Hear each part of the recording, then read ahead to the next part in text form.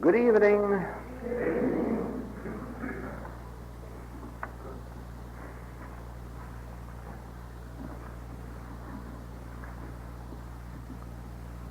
You will remember that our very first infinite way principle is that God constitutes individual beings.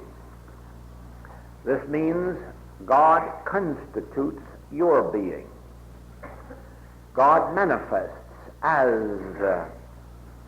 your life, your mind, your spirit, your soul, and even your body is the temple of God. This is the spiritual truth about you.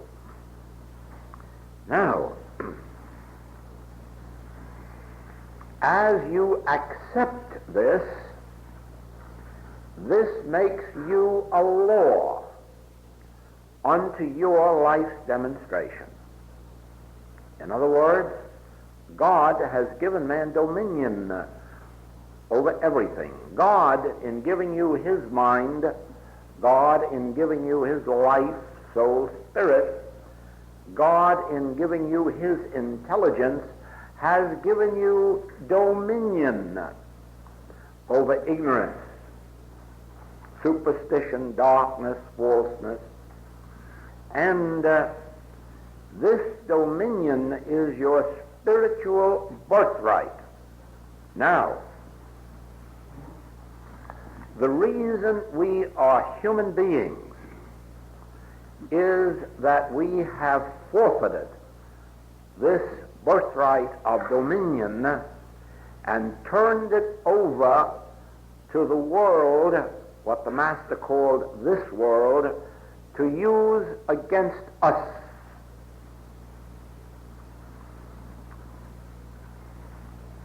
I have told you that the basis of our healing work was the discovery of how error operates in our experience. And now I can explain that to you. All error, regardless of its name or nature, whether it comes in the form of a sinful desire, a false appetite, a disease, unemployment, any of the world's discords and inharmonies, comes to us as a form of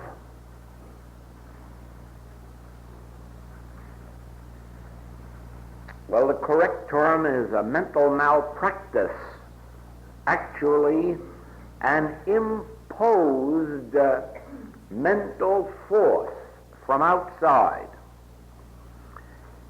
It is not your doings or mine, except for the basic fault that we have surrendered our dominion. But having done that, and that of course is the original sin, having done that, the rest of the reason for our discords is not that we are evil, but that we continually accept evil from the world. Now let us put it this way. The very moment that the newspaper or radio announces the coming of an epidemic, at that very instant the human world opens itself to the epidemic. And it just lets it come by means of that mentally imposed suggestion from outside. Now, nobody started the rumor just to make you sick. But there it is. It is in consciousness, and it is thrust at you, and without knowing the basic truth of being, you feel, well, what can I do about it? I'm a statistic anyhow. So if 40 out of 100 get it, I may be one of the 40. And then you wait around to see. If you're not, you're just lucky. actually you were responsible for it only because you did not know how to avoid it. You did not know the truth of being. You did not know what caused it or how to prevent it. Now, let me show you how this operates in another way. And this illustrates it very carefully. Up to the end of 1913, we had a president in the White House who had done little or nothing of note and had very little chance of re-election. But they did find one virtue in him. He kept us out of war. And that was a very important thing. This wasn't 14, this was up to 16, 15. He kept us out of war. And so, that was the election slogan. He kept us out of war, and believe it or not, he was re-elected. Just because he kept us out of war, which I'm sure you will recognize means this, that the public wanted to stay out of war. But 6 months later it was in war. Now why? Why did a majority of the voters of the United States change their minds in 6 months and beg and plead to go to war? Did they want it? No, they didn't want it any more than they had before. But a committee had been formed called a propaganda committee. And it was given authority to whip the people up into a fury and send them into war. And motion pictures were made in New Jersey showing the shooting down of school children in red schoolhouses in Belgium and France. All took place in New Jersey. Stories were printed about the Hun and the atrocities of the Hun. Of course, there were probably some atrocities, there always are in war. But the point is that within a few months, the same public that voted to keep us out of war were shouting like mad to let us get at that Hun. That is mental imposition against which we could have defended ourselves. We witnessed that same thing in the next war when, on the night before election, we were promised, re-elect me, I guarantee you, mothers, your children will not set foot on foreign soil in war, at least not for 30 days. And the same thing happened, remember. The public begged for war. They just wanted it so badly within a few months. Why? Because the mental pressure was thrown at them, superimposed upon them until they yelled for it. I'm thinking right now of a passage in Mrs. Eddy's writings in which she calls it Mental Treatment Illustrated, and tells the practitioner how to give the treatment, and then says, and the practitioner keeps up this mental argument until the patient's mind yields, and the patient says, I am well.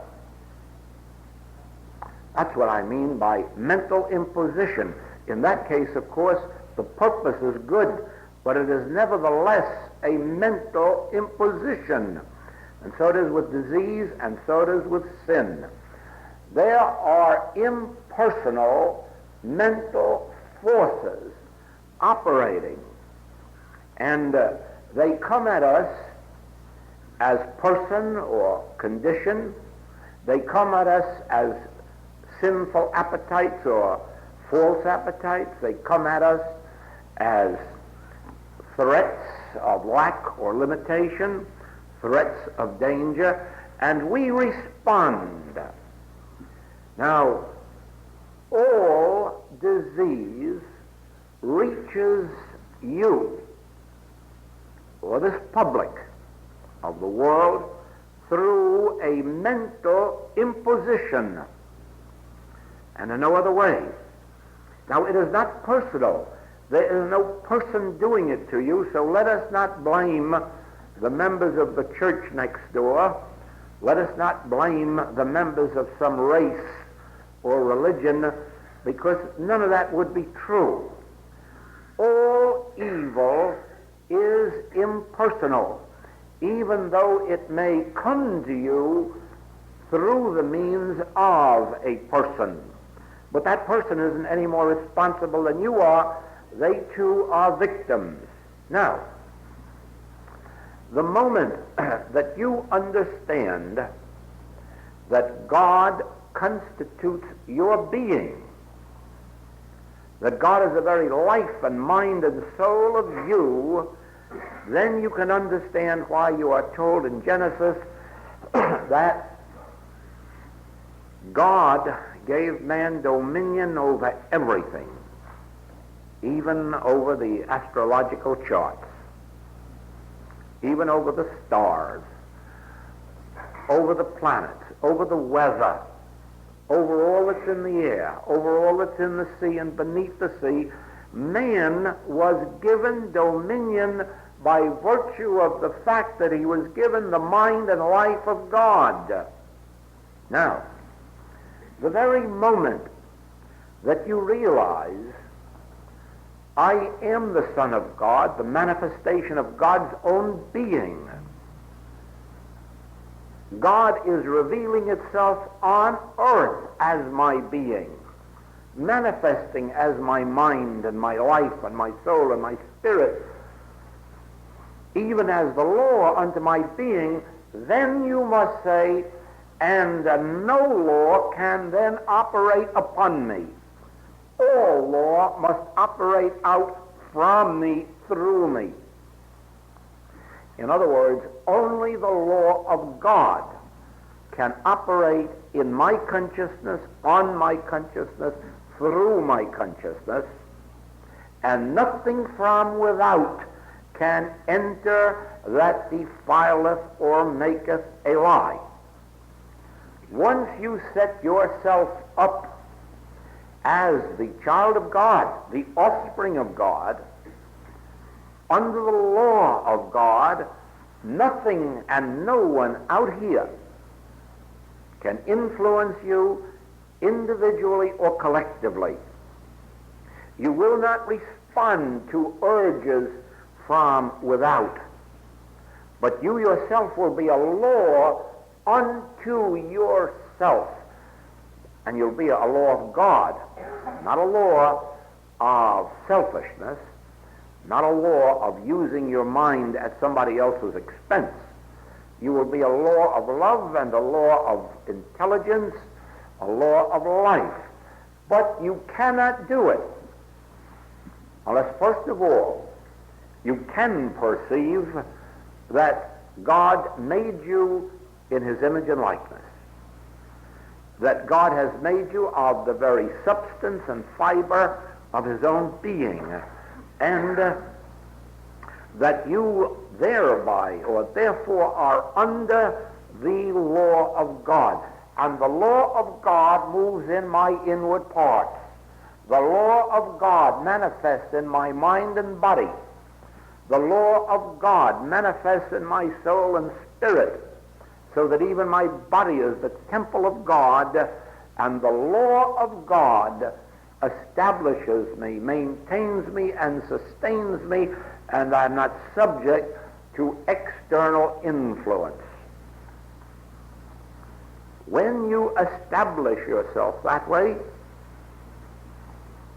you are the law unto your life, and all things begin to work together for good to those that love God, to those that love this idea of being God governed and not subject to outside influences. Now,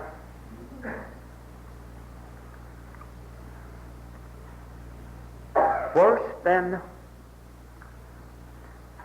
study well, read well, ponder, meditate within yourself until you do come to an absolute conviction that God made all that was made, and all that God made is good. Therefore, if you are believing that there is any evil, you are accepting a suggestion external to your own being. You are accepting a suggestion from outside, from carnal mind, from this universal belief in two powers. And you can always know, the very moment you are accepting the suggestion of a selfhood apart from God, or a law apart from God, or a life apart from God, you are accepting a mental imposition from without. Now, if you understand it in this light, you can understand why mental malpractice is a fact. It is only if you identify mental malpractice as the act of a person or group of persons that you will get in trouble, because you will be personalizing evil and you'll suffer for your own belief. Never believe that you suffer from the thoughts of others, because you don't if you have accepted yourself as one with God. You can only suffer from the thoughts of others if you surrender your dominion. Actually, the thoughts of others only have power where there is a belief in that. Let me illustrate that for you. In every one of the religions of the primitive races, that is, the original races, religion never rose higher than a mental level, and for that reason it consisted of both good and evil. And so you will find that in all primitive religions there are those who are called the priests, who perform the service of good. That is, they pray for health, they bring health. They pray for harmony, they bring harmony. They are the blessing and the benediction to their people. But in every one of these tribes there is also the bad priest. And this one has the power of cursing. This one has the power of killing you. Now, as you study these ancient religious teachings, you'll find that they really can. That is, the good priest can really heal. The bad priest can really kill. You probably have read in this very age of this practice being continued in Pennsylvania among the people there known as the Hexers.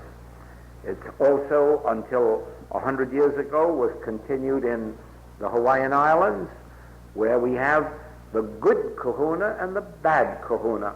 The good kahuna heals. And I have worked with one of these and can testify to the fact that they can heal and heal well. But the bad kahuna, if you have someone you want killed, you just let him know. And it won't be long until they'll be dead. Now, the secret of this is this, that from childhood up, they are taught that the good kahuna heals and the bad kahuna kills, and therefore they are in fear all their lives of the bad kahuna, so that the very moment you say, I'll fix you, I'm going to the bad kahuna, you start trembling, and a few days later you'll find you pass right out of the picture. And this is true also in Australia, among the Aborigines. It was true in Central and South America in the days of the original, the primitive peoples there. It was also true in Egypt. Now, of course you know it's true among the voodoo people of Haiti. Now, and recently a book has been published in this country showing you how you can pray for your plants and flowers and make them grow beautifully, but of course if you don't like them, you can pray for them and kill them. Yes, by one of our Protestant ministers. He came up with that beautiful idea. Of course, he was both wrong and right. He was entirely wrong when he said you could pray a plant to death, but you can't pray. Prayer is an activity of the Spirit, of the soul, of God. But he was right in this, that you can do mental work. You can use the power of the human mind either to make your flowers grow or to destroy them. And so it is that, of course, the plants are defenseless. If you can find people who are susceptible to the belief that somebody's thought can hurt them, believe me, they can be hurt. But those who haven't been taught that superstition, you can't touch them. It won't affect them one bit. And that's why metaphysicians are the easiest ones to malpractice. They believe in it. Some, at least. Now let me assure you of this. There are not two minds. There is not a divine mind and a mortal mind. There is only one mind, and its power is good. Therefore, there is no power in what is called malpractice, but there is power in your belief that it has power. That is where the power comes in.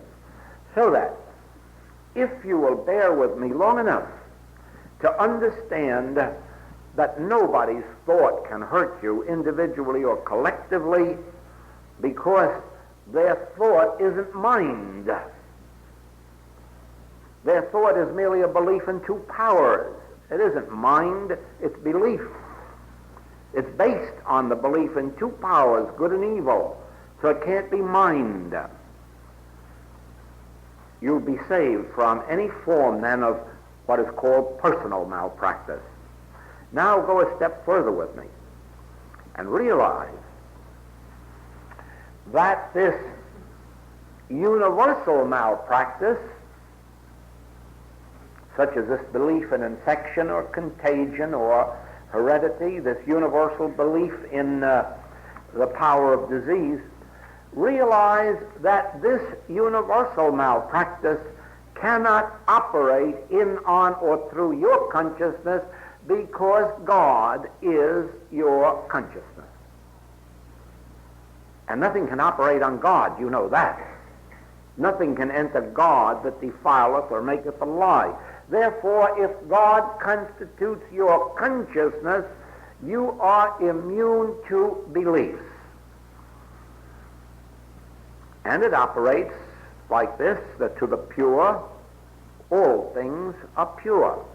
In other words, if there's nothing in your consciousness to respond to evil, no evil can take root there. How do you make yourself free of evil?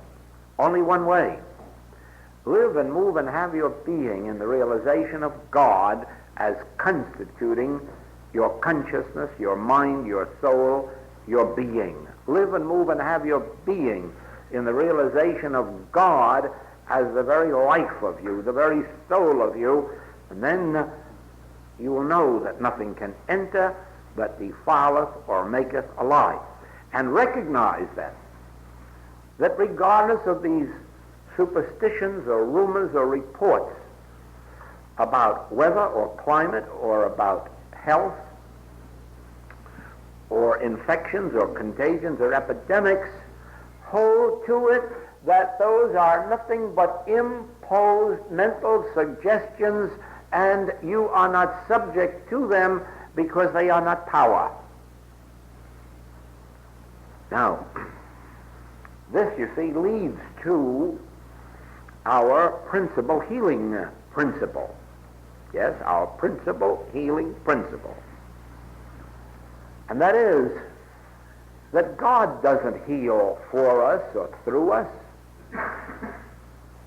God is not a power over sin, disease, or death. The principle of the infinite way states that sin, disease, and death aren't powers. They are only imposed suggestions concerning the belief in two powers, the Adamic belief in good and evil. Once you realize this, that such things do not come forth from mind, for mind is the source of intelligence, but only from belief, universal belief. Let's call it carnal mind if you like. Let's call it mortal mind if you like, as long as you don't believe they are mind. As long as you understand that carnal mind or mortal mind means only a belief in two powers. A universal belief, not a personal one, not your belief, not my belief, not his belief, not her belief, an impersonal universal belief. Then you can laugh at it the same as you would if someone told you, oh, there's a man down here going to think you to death. You know they couldn't, because you know God is your life. And nobody can think God away. So therefore, you stand firm in that realization. And so it is. When you know God is the health of your countenance, tell me what can enter that defileth or maketh a lie to your health. But you must know this truth. You must know the truth of your true identity, first of all. Then, secondly, you must know the source of all error. Now, the source of all error is not your wrong thinking, nor any of the beliefs you've picked up. The source of all error is a universal malpractice or a universal suggestion or imposition coming to you for acceptance, just like the devil came to Jesus to tempt him. He only had to say, "Get thee behind me, Satan." And all you have to say is, "I recognize this suggestion of lack or limitation. I recognize this suggestion of infection or contagion." We have experimented, a small group of students, with the phenomena of weather in the form of tidal waves and typhoons, and stopped them dead before they could do anything, and watched them dissolve and disappear in space. You know why? Every unnatural condition of weather is nothing but a mental malpractice. It isn't a condition of weather. It doesn't start at the North Pole or the South Pole. It starts in a universal belief in two powers. And it is stopped in its tracks when it hits up against the realization of one power, and that one power, the Spirit of God in me, the Spirit of God in you, the presence of God in you, the life of God in you, stops it dead. You see, nothing can enter your experience except through your consciousness. And if there's a rumor of a storm, it has to get into your consciousness before it can manifest. And if you stop it dead, one with God is a majority. One with God is a majority. Two or more gathered together in this truth, 10 righteous men can save a city. All points to just one thing. It takes but very little realization to wipe out the evils of this world as they touch our individual consciousness. Remember this: you cannot experience anything that does not enter your consciousness. But anything can enter your consciousness unless you are standing there. Now you remember I brought out at one of these classes, or open or closed, that here is my body. That's all you see. You don't see me, you see my body. And there's another part of me you don't see, and that's my mind, because my mind is invisible.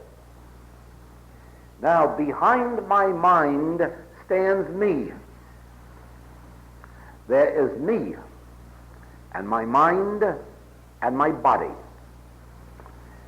Now, you follow this as I say it to you. I have a mind. Is that true? Is it true of you? You better be sure. I have a mind. I have a body. And remember, I am standing back here and addressing my mind, and it in turn governs my body. But remember, my body can't catch cold. It has to enter through the mind, and that means I let it in. See how important I am in my life. I stand behind me. I stand behind my mind and my body. If I say to my hand, up, it goes up. If I say down, it goes down. If I say give, it gives. If I say withhold, it withholds. Because the hand has no intelligence, it can do nothing of itself, but it must respond to me, for I am its boss. And I, through the mind, impart my will to this hand. Then if I realize that I and my Father are one, all that my Father hath is mine. Here where I stand, I am on holy ground. For right here, I and the Father are one. Thou seest me, thou seest the Father that sent me, for I and the Father are one. All that the Father hath is mine. The intelligence of the Father, the love of the Father, the life of the Father, the being of the Father, the Spirit of the Father, all of this is mine. I and the Father are one. The qualities of the Father and the quantities of the Father, all these are mine. Therefore, I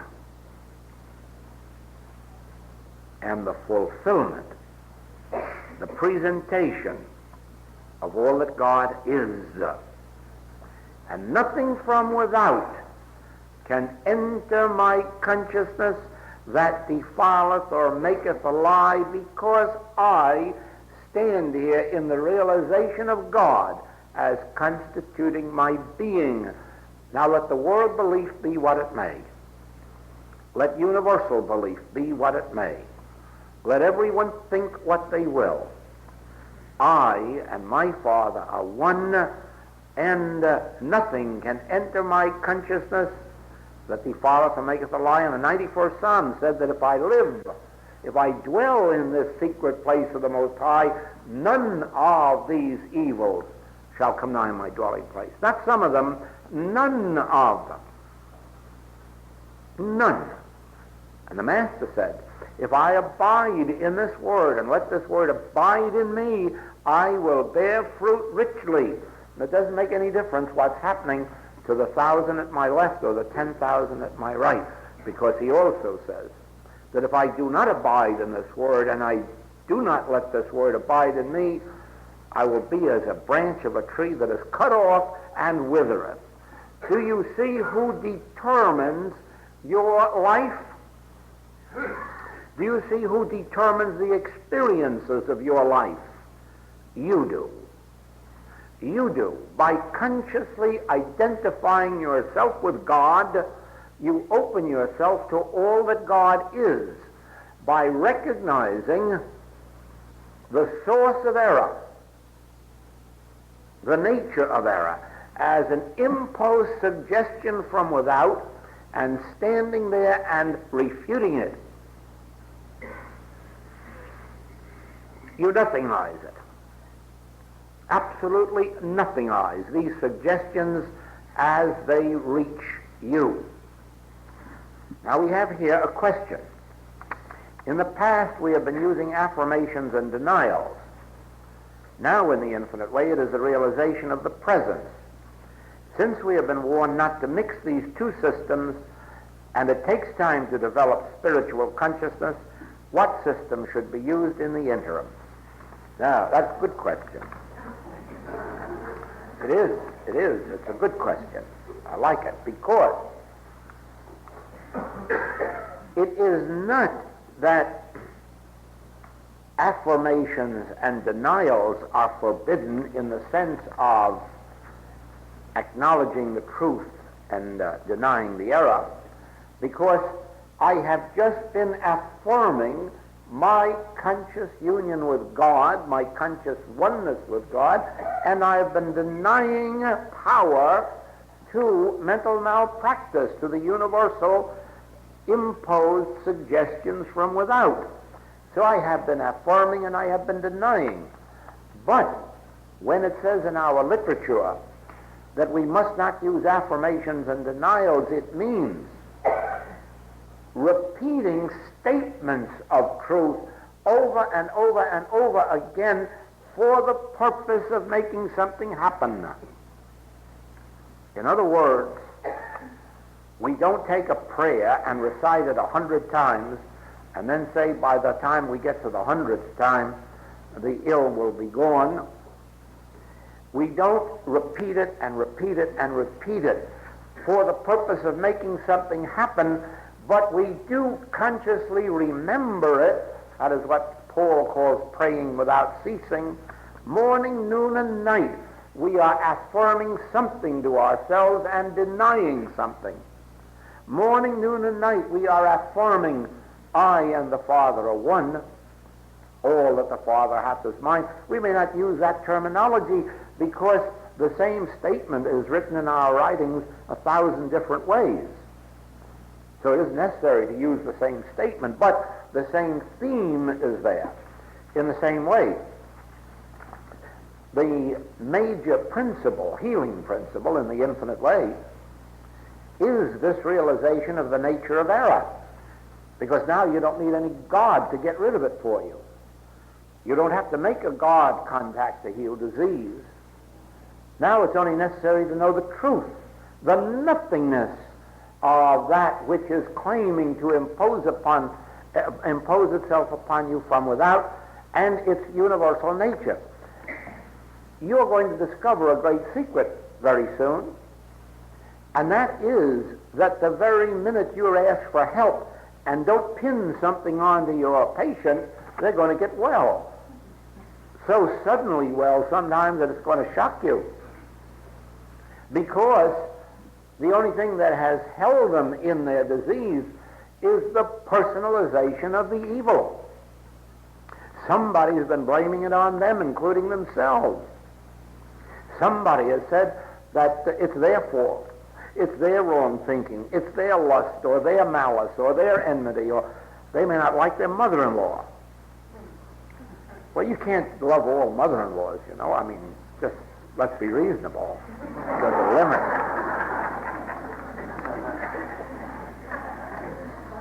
But that shouldn't make anyone ill. And certainly this fantastic notion about hate and jealousy, all my metaphysical life I've been hearing how it causes cancers. And if you'd know the type of women that I've met that have had cancer, I can't find any of that hate and jealousy in them to that extent. A little bit of it, of course, we all have that, but not enough to cause cancer. I know it isn't true. And I'll surprise you with something else. I have had cases of newborn babies with cancer before they had a chance to hate. Now who are we going to blame it on? How are we going to blame these diseases on the wrong thinking of the unborn babies? Do you see that you've got to wake up now and bear with us in this work, because the Infinite Way hasn't covered this globe in 13 years by being promoted or financed or advertised. It has gone on its own power of healing. And what has brought about this healing? The impersonalization of evil, the recognition that evil doesn't start in you. It starts in an Adamic belief in two powers. And then it keeps imposing itself in one form or another until it comes to us as a suggestion of weather, a suggestion of climate, a suggestion of one thing or another, and we admit it into our consciousness and then say, now how shall I get rid of it? It's much better to keep the locks on the door and keep the thief out rather than worrying how to get rid of him after he's in. So it is with this. 2 points I bring to your attention in the Infinite Way which can change your entire lives. Begin to know your own identity, and do not fear to claim your sonship with God, for you are a divine being. The essence of you is God. The very life and fiber of your being is God. All that constitutes your being is God, and you can demonstrate that in proportion as you realize that all the negative things of life, sin, disease, death, lack, and limitation, are imposed beliefs. They are superimposed upon you, and ignorantly you accept them. Whereas if you would know that God is too pure to behold iniquity, and therefore nothing is true that comes to your consciousness unless it testifies to immortality, eternality, infinity, abundance, 12 baskets full left over, and so forth. So it is that in answering this question then, you must affirm the truth, else how could you know the truth? And in knowing the truth, you are always denying the error, or the nature of it, or the fact of it. But do not use affirmations and denials in the form of, I am rich and I know it, I am rich and I know it, and then have to open up your purse and say, I can't find $1 in it. And the same way, there's no use saying, I am well, I am well, I am well, if you're sick. None at all. I remember in the days when I was exclusively practicing, and on several occasions in winter, New York, New England, I came to my office with evidences of a cold, and many times patients would say, oh, you have a cold. Yes. Oh, surprised that I would go to the office and reveal it. I should stay home and conceal it. I said, look, I'm not ashamed of a cold. I'm very grateful that I know something to meet it with. And I can do my work in the office as well as home, and not claim to have made a demonstration that I haven't made. So let's go on with this.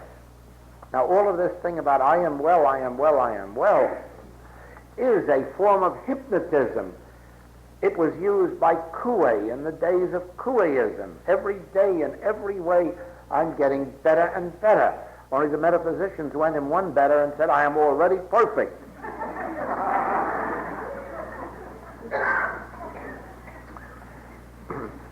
That is not the type of affirmation to use, but this is a good type. I. Just think of the meaning of that word, I. I. It means, do you know what it means? Well, just listen to what Jesus said about it. I am the bread and the wine and the water. I am life eternal. I am the resurrection. I am life eternal.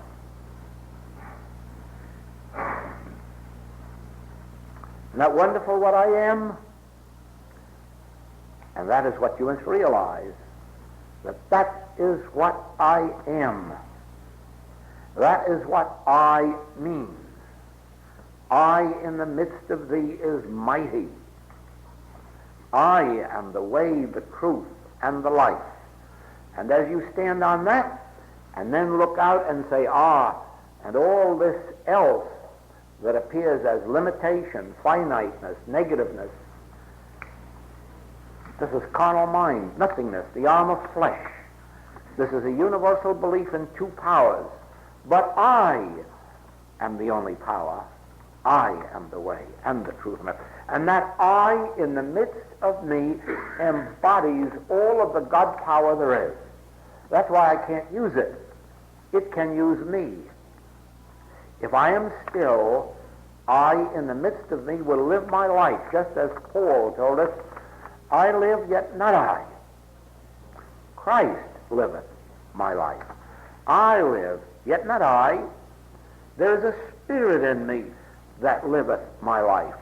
I live, yet not I. The Father within me liveth my life. Those are affirmations, if you want to call them such. They're more than that. They are declarations of truth.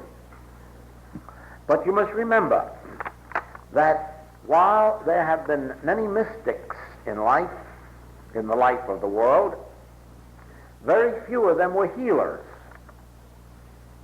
The reason is, as a matter of fact, some of the mystics have been the greatest sufferers, physically and mentally. And the reason is, they never discovered this second step. They never discovered where evil comes from or what its nature is. And of course the human world doesn't know, and that is why the human world can't meet it.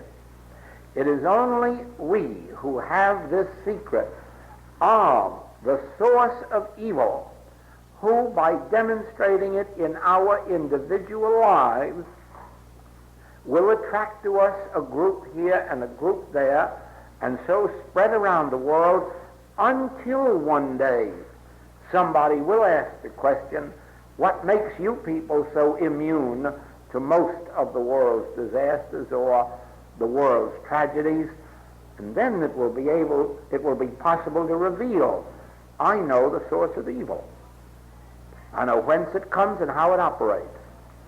It operates as a mesmeric suggestion coming to us for acceptance, and in our ignorance we accept it. It operates as a universal malpractice. It operates as imposed belief in two powers. It does not operate when I know that God constitutes my being. All that God is, I am, and nothing can enter my consciousness that defileth or maketh a lie. There you have the whole process.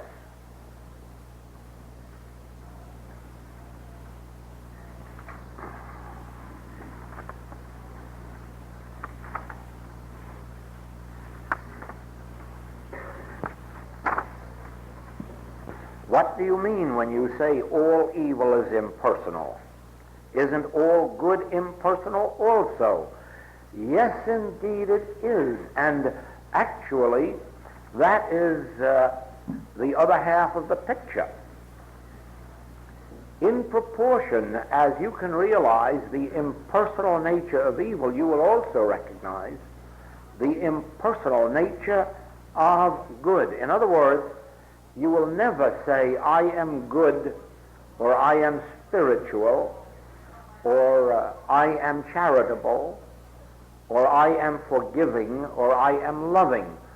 Things like that will never again enter your mind, for you will know that that could not be true. Whatever qualities of good are manifest through you are qualities of God finding expression and outlet through you, or anyone else.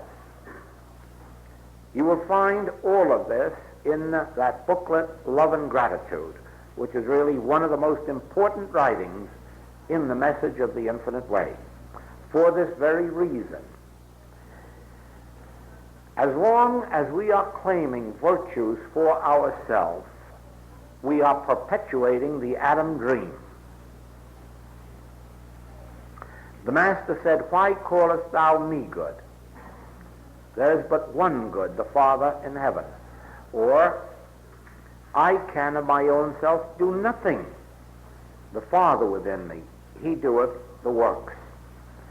As you come to a state of consciousness in which you know that you are but the showing forth of God, you are the instrument through which or as which God appears on earth, and every good quality you have is not yours, but God's manifesting through you, then you will begin not only to have more of these, you will begin to see how these grow in quantity and quality.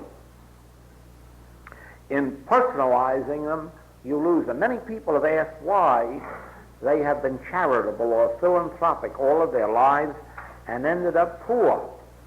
There's only one reason. They really believed they were philanthropic. They really believed they were giving something. You see, the earth is the Lord's and the fullness thereof, so you have nothing of your own to give. And as a matter of fact, if it weren't for God in you, you'd never have an instinct to give away that which is yours, because everything mortal about us wants to hold fast. It's our guarantee of tomorrow and tomorrow and tomorrow. Therefore, there must be something tremendously divine in the individual who can let loose, and more especially if in letting loose he realizes this isn't even mine. I am only the instrument through which God is giving this to the needy, to those who require it, to those who want it. But it is this infernal belief that I am a good person and I am sacrificing my life for you that ends us all up, poverty-stricken and broken in health. Nobody would have to be ill in their advanced years and the mature years if they realized they had never sacrificed for their children. Most of our illnesses come because of the belief that we gave our health for our children or our parents or somebody else who was dependent on us. When we didn't, it was God's health that was being expressed through us, and even the desire to be good to them was God's, not ours. Without God, we're too selfish for those things. So it is. To impersonalize good means to understand that I have no health. God is the health of my countenance. It means to know that I have no wealth. The earth is the Lord's and the fullness thereof. Of course, I'm happy that he also said, "Son, all that I have is thine." That's very consoling. At least I have the use of it. But you all know that wealth isn't yours. You all had an opportunity to see that at the end of the line there's a probate court where you check your belongings.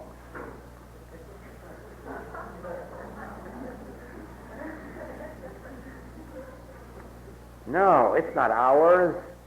It's ours for a day, but it's ours abundantly if we'll realize that it's the grace of God, not the grace of me or the grace of you. It's the grace of God. That is impersonalizing good. When you can do that, you can also impersonalize evil. And if you do see an intoxicated person, if you do see a thief, if you do see a slanderer, scandalmonger, you won't pin it onto them. You'll realize that this too is nothing but a personalization of error, the belief that I of myself can be good or evil, whereas all of the good is an emanation of God, all of the evil is an imposition from this universal.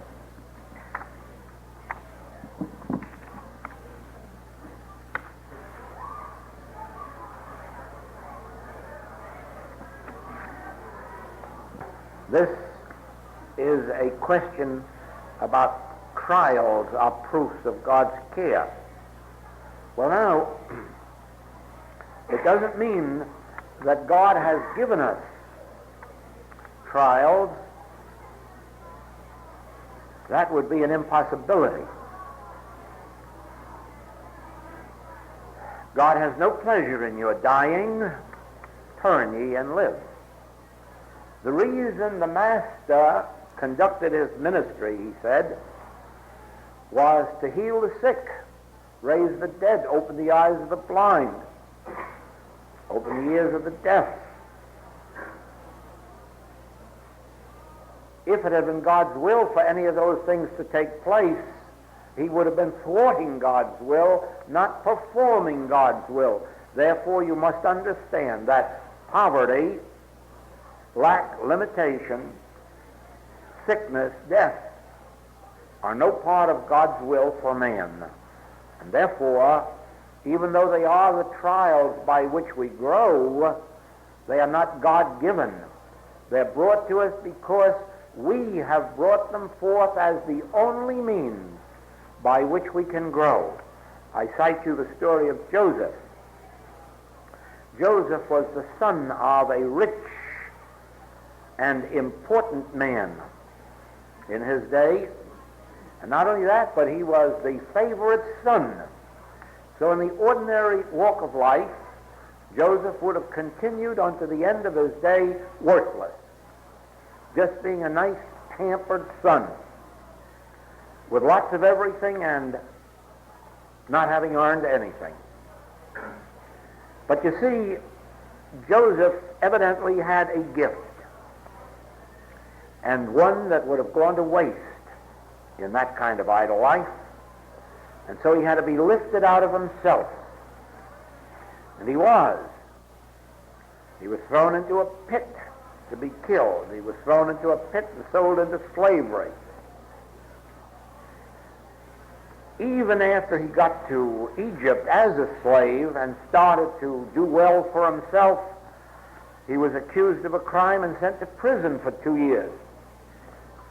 Joseph and Job could have gotten along beautifully together for a while. But when it is all over and Joseph is second to the king of Egypt and in charge of all of the supply, and the very brothers who threw him into the pit and sold him into slavery are there to get food, and naturally you can imagine how they feel to find their own brother, the one they have to go to for their food. They felt ashamed. But Joseph told them, no, don't feel that way. It wasn't you that did this. God sent me before you into Egypt. In other words, it was Joseph's destiny to fulfill himself in Egypt, but as the pampered son of a rich and important man, he would never have gotten there. And so he had to draw unto himself the very experiences, hard as they were, that eventually brought him to Egypt. This is true of you and this is true of me. If we ever achieve anything in this spiritual work, you will find that many trials and many tribulations and many hard paths you will have to walk before you get there. And not that God put the stumbling block in your way, but there was no way for you to transcend these universal beliefs without surmounting them one by one in each form as they have come. I have witnessed in my travels that every man and woman who has gone any place at all spiritually tells the same stories of problems that their students and disciples never would go through, never would survive, most of them, never would permit themselves to have, because they wouldn't feel it worthwhile. And so it is that trials are the very things we need to lift us up. God doesn't give them to us.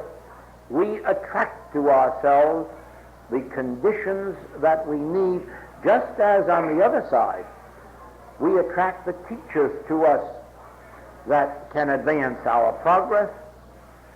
We attract the supply necessary to accomplish what we want. We attract everything to us that may appear to us as good or as evil.